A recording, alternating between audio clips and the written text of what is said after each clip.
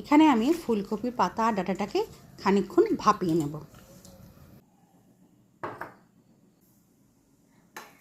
এখানে আমি নিয়ে নিয়েছি একটা বড় সাইজের পেঁয়াজ কুচানো, একদম ঝিরিঝিরি করে কুচিয়ে নিয়েছি।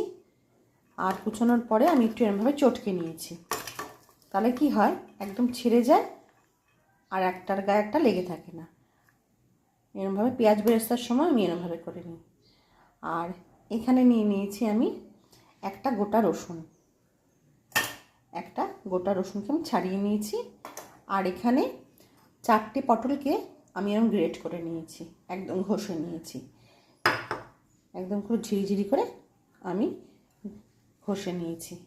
এই ঠিক এরকম একটা জিনিসের সাহায্যে আমি ঘষে নিয়েছি। এটা আপনারা মিক্সিতে পেস্ট করেও নিতে পারেন বা শিলে বেটেও নিতে পারেন। এখানে প্রথমে তেলের মধ্যে আমি রসুনটাকে দিয়ে দিলাম।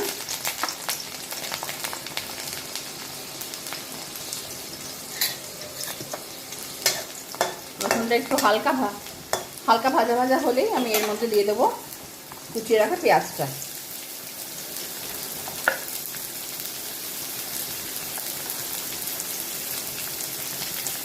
এটাকে আমি নেড়ে নেব। এই সময় গ্যাসের ফ্লেমটা কিন্তু হাই থাকবে।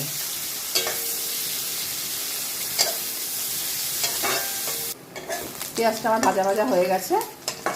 হ্যাঁ, এবার আমি এখানে দিয়ে দেবো লঙ্কা গুঁড়ো। এখানে আমি ছোটো 1 চামচের উঁচু করে লঙ্কা গুঁড়ো দিয়ে দিলাম, আর অল্প একটু দিলাম। এবার এটাকে ভালো করে নেড়ে দেবো।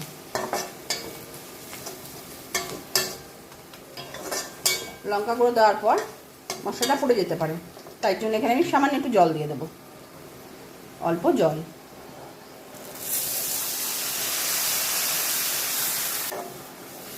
এটাকে ভালো করে এবার নেড়ে দেবো। আর দিয়ে দিলাম অল্প একটু হলুদ।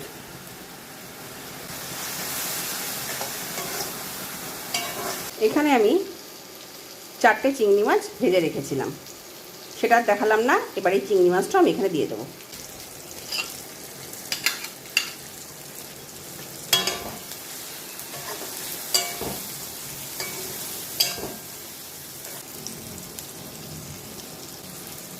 ব্যাস, এটা আমার হয়ে গেছে। এবার আমি গ্যাসটাকে বন্ধ করে এটাকে ঠান্ডা করে নেব।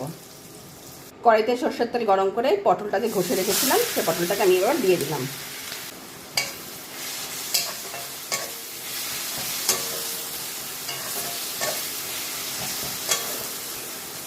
পটলের কাঁচা গন্ধটা চলে যাবে এবং পটলের জলটা শুকিয়ে যাওয়া অবধি আমরা অপেক্ষা করব। এখানে কিন্তু নুন টুন কিছু দেবো না, কারণ আমরা কপির পাতাতে কিন্তু নুন দিয়েছিলাম, তাই জন্য নুনটা দরকার হলে আমরা পরে দেবো। এখানে আমি খানিকটা পোস্ত নিয়ে নেব, তারপরে দিয়ে দেবো এখানে খানিকটা সাদা সর্ষে, খুব অল্প পরিমাণে। এইটাকে এবার আটকে আমি শুকনোভাবে একটুখানি ঘুরিয়ে নেব। এটাকে আমি শুকনো একটু ঘুরিয়ে নিয়েছি, ঠিক এইরকম। এবার এর মধ্যে আমি কপি পাতা আর পেঁয়াজ রসুন যে ভেজেছিলাম সেগুলো দিয়ে দেবো। দিলাম চিংড়ি মাছ, রসুনটা যে ভেজেছিলাম, পেঁয়াজ রসুন চিংড়ি মাছ সেটাকে দিয়ে দিচ্ছি। এটা কিন্তু তেল সমেত ঠান্ডা হয়ে গেলে তারপরে দিচ্ছি আমি। এবারের মধ্যে দিয়ে দেবো এই যে কপি পাতাগুলোকে যে সেদ্ধ করে রেখেছিলাম ডাঁটা সমেত, সেগুলো আমি দিয়ে দিচ্ছি, পাতা আর ডাঁটা একসমেত।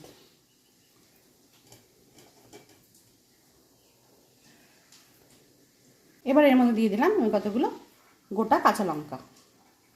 আর যে বাটির মধ্যে আমি চিংড়ি মাছটা পেঁয়াজটা ভেজে রেখেছিলাম সে বাটির মধ্যে একটু জল দিয়ে দিলাম, দিয়ে আমাদের দিয়ে দিলাম। এবার এটাকে আমি একটা মিহি পেস্ট বানিয়ে নেব।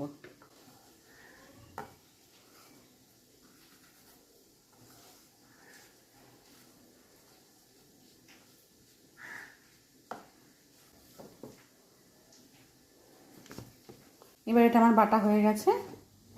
এই দেখুন, পুরো একদম একটা ঘন একটা জল দিয়েছিলাম, পরে আমি আরেকটু জল মিক্স করেছিলাম, একদম এরকম টাইপের হবে। এটাকে আমি এবার একটা পাত্রে ঢেলে নেব। এই যে আমার এতটা মতো হয়েছে, পুরো পাতলা একটা ঘন টাইপের। এটা আবার সাইড করে রাখবো। এবার যে মিক্সি বাটির মধ্যে আমি বেটেছিলাম তার মধ্যে একটু জল দিয়ে এটাকে একটুখানি নেড়ে নেব। এটা নষ্ট হবে না, নষ্ট করতে গায়ে লাগে না জিনিস। এটাকে এরকমভাবে নাড়িয়ে এটাকে আমি এবার ঢেলে নেব। এই দেখুন মিক্সি ধোয়া বাটিটা জলটা দিয়ে আমি একটু নিয়ে নিয়েছি, আর একটু পাতলা হয়ে গেছে।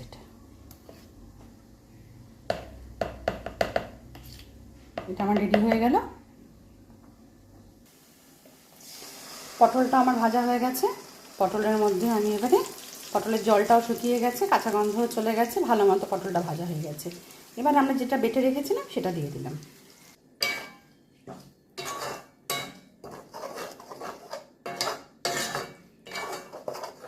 এবার এই সময় আমি নুনটা একটু দেখে নিয়েছিলাম, এবার একটু নুন দিতে হবে, নুনটা কম আছে, আমি অল্প 1 চামচ মতো নুন দিয়ে দিলাম। একটু সাবধানে করবেন কিন্তু খুব ফোটে গায়ে। এটাকে নাড়িয়ে দেবো, আঁচটা কিন্তু কমিয়ে রাখবো, দিয়ে এটাকে নাড়াতে হবে।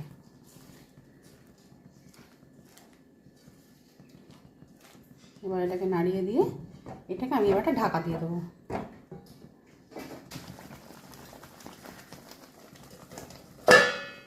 ঢাকা দিয়ে খানিকক্ষণ রেখে দেবো। হ্যাঁ, এবার আমি দেখে নেব এটা আমার হয়ে এসছে। এখানে আমি এবার একটা মশলা দিয়ে দেবো। এটা আমি কালো সর্ষে আর শুকনো লঙ্কা শুকনো খোলায় ভেজে গুঁড়ো করে রেখেছিলাম, সেটাকে আমি এখন 1 চামচ দিয়ে দেবো। এটা দিলে কিন্তু টেস্টটাই বেড়ে যায়। 2 চামচ মতো দিলাম আমি এখানে, ব্যাস আর দেবো না। এবার এটাকে ভালো করে নাড়িয়ে নেব।